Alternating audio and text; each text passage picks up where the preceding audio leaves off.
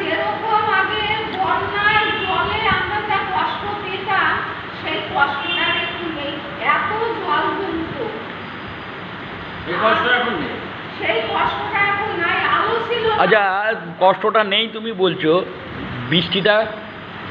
বৃষ্টিটা কবে ঠিক মতন হচ্ছে? না, বৃষ্টিটা হচ্ছে না তো, তাহলে? হবে কি করে?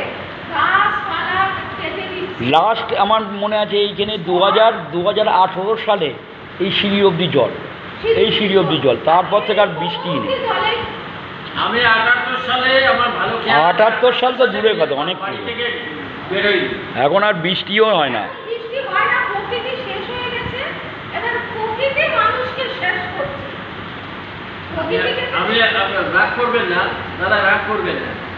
অ্যাকচুয়াল সবচেয়ে বড় জিনিস হচ্ছে এখন যে সিচুয়েশন, এই সিচুয়েশনে আমি আপনাকে বলে দিই যে কলকাতায় কিন্তু জলের প্রয়োজন শুধু খাওয়ার জল আর কাজের জন্য।